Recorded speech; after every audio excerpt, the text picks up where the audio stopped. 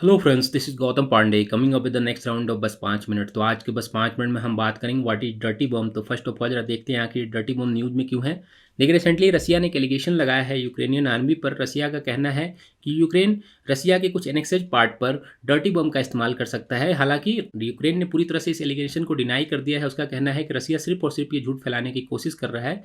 तो उस एलिगेशन और जो डिनाइड है उसमें हम नहीं जाते। हमारे लिए इंपॉर्टेंट ये हो जाता है समझना कि आखिर ये डर्टी बम होता क्या है। क्या डर्टी बम कोई न्यूक्लियर बम होता है या फिर ये कितना खतरनाक होता है, इन सारी बातों की इस वीडियो में हम डिस्कस करेंगे। सबसे पहले जरा हम न्यूज़ को डिस्कस कर लेते हैं। देखिए, इसमें रसिया के द्वारा कहा गया है कि जो एनेक्सेड पार्ट हैं, जो क्रीमिया के नदन में एक जगह है खरसोन, वहाँ पर यूक्रेनियन आर्मी डर्टी बम का इस्तेमाल कर सकती है। तो ये तो बात होगी न्यूज़ की। अब जरा हम समझते हैं कि आखिर डर्टी बम होता क्या है। देखिए, डर्टी बम की अगर हम बात करें तो डर्टी बम कन्वेंशनल बम ही होता है, कुछ अलग नहीं होता है। बट इसमें कुछ रेडियो एक्टिव मटेरियल होते हैं, उनका यूज कर लिया जाता है, जैसे कि यूरेनियम वगैरह हो गया। उसका यूज करने से जो कन्वेंशनल बम होते हैं वो पहले से ज़्यादा खतरनाक हो जाते हैं और ज़्यादा परेशानियों का सबब करते हैं।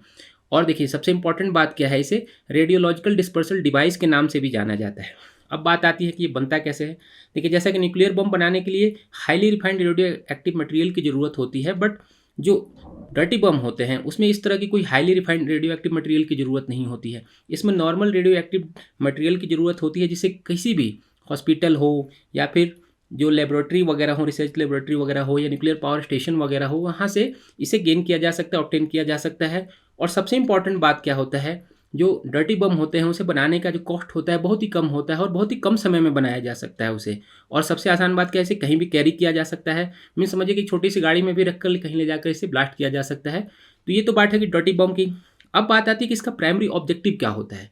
देखिए, जैसा अगर न्यूक्लियर बम की हम बात करें तो वो क्या करते हैं, बहुत मास लेवल पर डिस्ट्रक्शन करने की कोशिश करते हैं।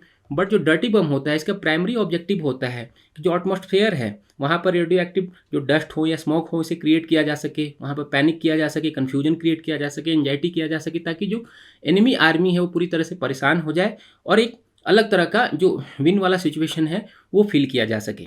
अब बात आती है कि डर्टी बम क्या है। देखिए, क्या डिफरेंट कैसे है, जो न्यूक्लियर बम होता है उससे कैसे डिफरेंट है उसको जरा समझते हैं। देखिए, एक पॉइंट यहाँ समझ लेना जरूरी है कि डर्टी बम कोई न्यूक्लियर बम नहीं होता है, जैसे ऑलरेडी हमने डिस्कस किया। ये कन्वेंशनल बम ही है, बट थोड़ा सा जो रेडियो एक्टिव मटेरियल वगैरह यूज हो जाने के कारण ज़्यादा डिस्ट्रक्टिव होता है। और सबसे इंपॉर्टेंट क्या है, देखिए, जैसा कि हम बात करें अगर न्यूक्लियर बम की, तो उसे मास डिस्ट्रक्शन के लिए यूज किया जाता है। बट जो डर्टी बम होते हैं उसे कहा जाता है कि मास डिस्ट्रप्शन करते हैं और जो एनिमी नेशन है वहाँ पर क्रिएट एक माहौल पैनिक क्रिएट करते हैं। और सबसे इंपॉर्टेंट बात क्या है, देखिए, इसे साइकोलॉजिकल बम के नाम से भी जाना जाता है। मीन साइकोलॉजिकल वेपन है एक तरह से, कि कहीं पे भी यूज कर लीजिए, वहाँ पर एक साइकोलॉजिकली जो प्रेशर है वो क्रिएट किया जा सकता है। और बात आती है कि क्या कभी इस तरह का बम कभी यूज हुआ है या नहीं हुआ है। तो देखिए, इसका आंसर है कि there is no record of successful dirty bomb explosion anywhere in the world. But ऐसा नहीं है कि मल्टीपल अटेम्प्ट नहीं हुए हैं, मल्टीपल अटेम्प्ट हुए हैं। चेचन्या में भी अटेम्प्ट हुआ है, यूएसए में भी अटेम्प्ट हुआ है, बट अभी तक कोई भी अटेम्प्ट पूरी तरह से सक्सेसफुल नहीं हो पाया है।